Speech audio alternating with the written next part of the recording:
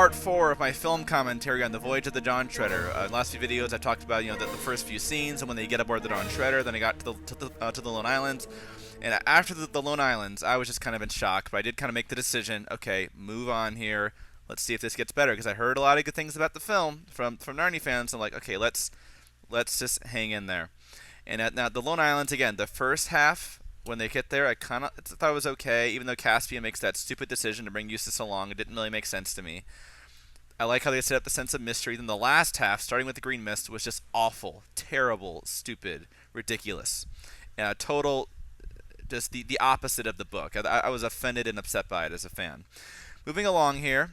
Oh, by the way, I forgot to mention at the end of my last video, and it's not surprising I forgot to mention this, that the 7 swords are apparently, they come from Aslan, and it's sort of mentioned really fast. It's not emphasized like it's important, so it's a small wonder that I forgot about it. But this is just sort of a way of the filmmakers slipping in a little thing there, like, okay, fans, shut up. It's Aslan that made the swords, okay? And then we can sort of forget about it and just have the characters be the true heroes of this movie. Well, since we had that one little mention, never mind the fact that emotionally speaking, we don't feel like Aslan did it. It's all about Caspian and the Pevensies. They're the ones that do it. So it's just very contrary to sort of what the book was saying. Anyway, moving on. Now here we have a big positive here. I'm going to start off with Eustace's journal. That was something that for the past several months I've been saying, oh, I think that'd be something that would not work well in a film. Works great in a book, Eustace's journal, but I don't think that would work well in a movie. I think I was proven wrong here. I'm really glad to say.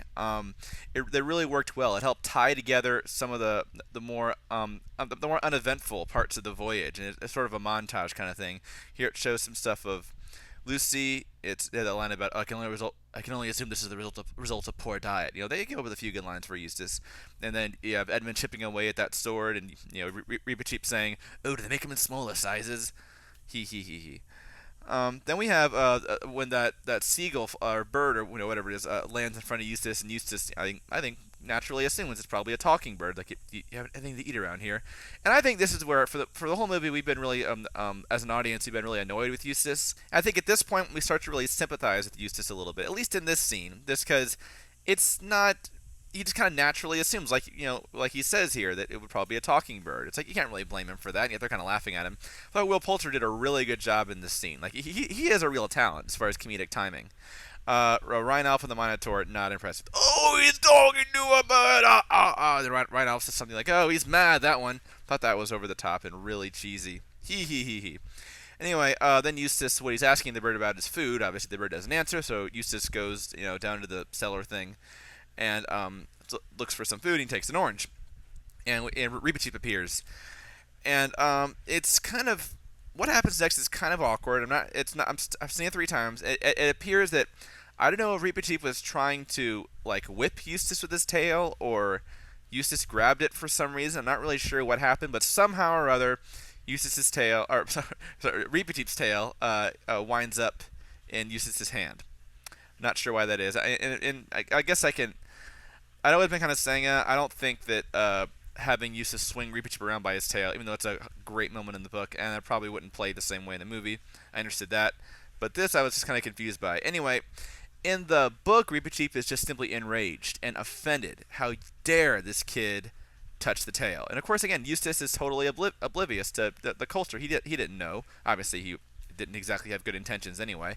But that was something that Reepicheep was really hurt and offended by that in the book, that he would dare touch the tail. It's little things like that. It's things like, you don't touch a mouse's tail, it's disrespectful, or it's just understood you don't ride a centaur, for example. It's things like that, sort of those unwritten rules like that I think give the culture some depth, And here, Reepicheep doesn't really seem offended or angry. He's like, no one touches the tail, period, exclamation mark, as Reepicheep with his poor grammar.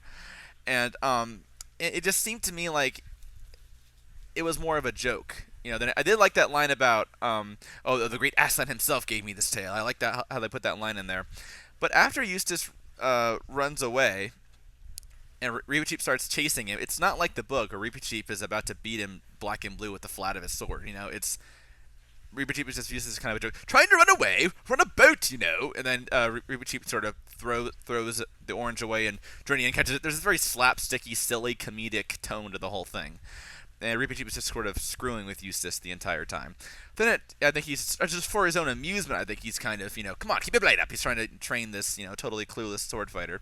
At the end, it was kind of nice, and this is something Jim Fan pointed out to me. I didn't catch it the first time, but where Eustace, Reepicheep says, "Oh, we'll make a swordsman of you yet," or whatever he says, and Eustace kind of smiles, and he wipes the smile away. There's this kind of running thing with Eustace throughout the movie that there comes a stage where he kind of wants to embrace Narnia, but won't let himself. I like that element of it. But again, there's this part where Reepicheep says, "Yoo-hoo, over here!" It reminded me of Star Wars Episode 1, where Anakin goes, "Yippee!" And remember every Star Wars fan in the audience just going, when I heard Reepicheep go, "Yoo-hoo, over here!" I'm like, did they really just have Reepicheep say that? Reepicheep in the Prince Caspian book is just kind of a gimmick, you might say, almost like the Bulgy Bear. Oh, a mouse that fights, that's cool. Then in Dawn Treader, he's given a lot more depth and maturity. They forgot to do that in the movie. Reepicheep is just a silly gimmick, and that's all he is in the movie. Yoo-hoo, over here, and I will have satisfaction. When that line, "I will have satisfaction," in the book, he's serious. Satisfaction, a duel. This is something that he takes seriously. In the movie, it's like for fun. It's like he's goofing off and joking around. They could not have gotten it any more wrong right there. Again, dumbing it down for a mass audience. At the end of the scene, the MLG, our mysterious little girl, Gale, is discovered. I always call her the MLG. I'll always be calling her the MLG. I don't think I'll ever get past that. But how on earth she managed to get on board the ship and then hide there for, I don't know, probably at least a day, I would think. It was enough time to justify them having a montage scene and enough time for Edmund to be chipping away at the sword about halfway. So it seems like she's been there a while and hasn't been discovered. How she got on board the ship at all, I have no idea. But then again, as we're going to see, most of the people in this crew are complete idiots, so it's not that surprising. Caspian, not the least of which. But then, I guess, Drinian starts walking up to her, and it's one of the few moments in the film that actually slows down for a bit. So as an audience member, I'm like, oh, this must be important. And it's, again, an example of lacking an emotional connection, an emotional logic. I'm just not understanding what's going on, because I'm watching it feeling like, I think this is supposed to be tense, I guess, but I'm not really sure why it is. I just feel like they're telling me to feel scared. Like, we're supposed to think that Drinian, I guess we're supposed to be afraid that he might, like, throw her off the ship or kill her or something, I guess. That's all I can assume. Then he gives her the orange. Oh, good thing. And then, oh yay, girl time. Then Lucy and MLG get together, blah, blah. Again, just how did the MLG get on board, and what are we supposed to be thinking Drinian's going to do to her? Whatever. I didn't buy into it. Then we have a really quick cut to the next island. And we're at the next island, off and running. There's no kind of, oh, there's an island off there, and what's it? It has hills, it has this. What's it going to be? The sense of mystery is gone.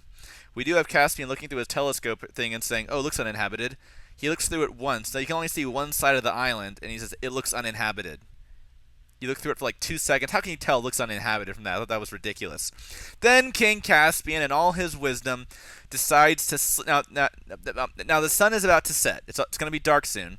Caspian decides, in all his wisdom, let's go sleep on the shore and explore in the morning. I'm watching that going, what? What's he doing? We're coming to an unknown island. Why wouldn't you just spend the night on the Dawn Treader, where it's safer and probably more comfortable as well, and then in the morning go ashore and explore? Why would you? What benefit does it do you sleeping on the shore? I can't imagine. I can only see negatives. I can only see potential negatives. I can see no potential positives to sleeping on the shore. Now let's examine. It's an example of not only have they dumbed down the story, they've dumbed down the characters in it. Look at what Caspian does in the book. There's a kind of a similar situation in the book. I think it's Dragon Island they come to, and where Caspian, it's Eustace who he wants to go ashore right now, even though the sun is setting. And Caspian says, like, no, let's wait till morning, because he's worried about savages or whatever. Caspian's smart though. This is an unknown island. We might find anything. We're not going to go there when it's dark. Let's wait till morning and we can explore.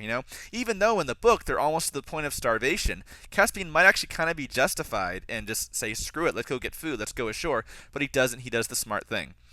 In the movie, for some reason Caspian says, let's spend the night on the shore, completely vulnerable to who knows what, then wake up and explore. I don't know what Caspian was thinking.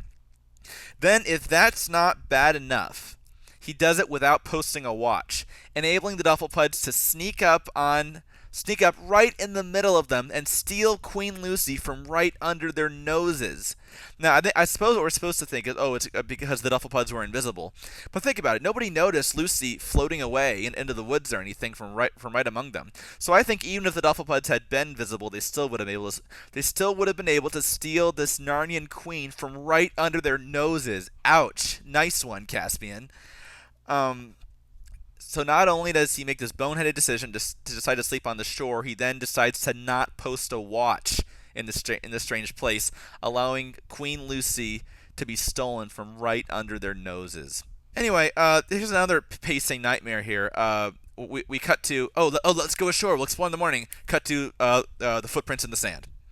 There's no think about the scene in Lion, the Witch, and the Wardrobe when Lucy reaches the lamppost. She puts her hand on the lamppost and she hears some footprints and she's like, "What's going on? What's going on?" For about 10 seconds, then Tumnus appears. There's some build-up, some suspense, and then boom, Tumnus appears. Here, there's nothing.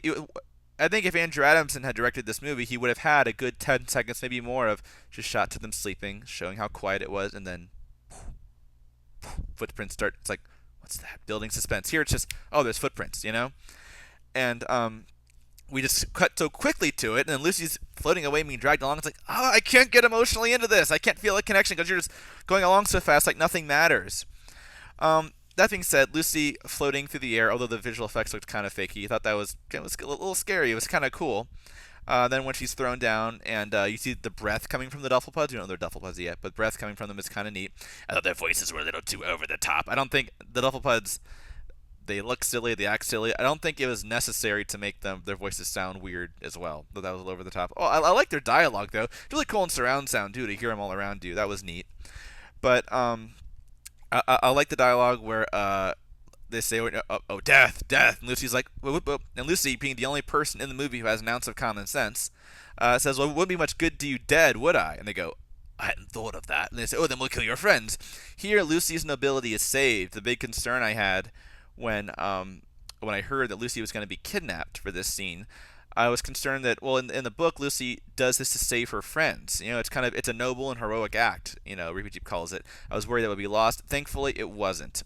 Lucy's nobility is preserved here. She's doing this to save her friends. Then you'll enter the house of the oppressor. Then they show the doorway. The invisible house opens up. I didn't go for the invisible house, mostly because I thought the effects looked kind of creepy. At least it does give us a second for Lucy to kind of look around for a second. Another rare moment in the film where we slow down for a second too. Let's acknowledge the fact that this is weird. Like, think about when they get the first sword and they don't even acknowledge that it's covered in rust or whatever it is on it. It's like, it's go, go, go. Here, it's nice. They kind of acknowledge, okay, this is a little weird. A door, an invisible door in the middle of nowhere. Then Lucy decides to enter the house of the oppressor, and my 15-minute time limit is about up. In my next video, I'll talk about the Magician's Book scene and hopefully some of Koryakin's dialogue as well. Ugh.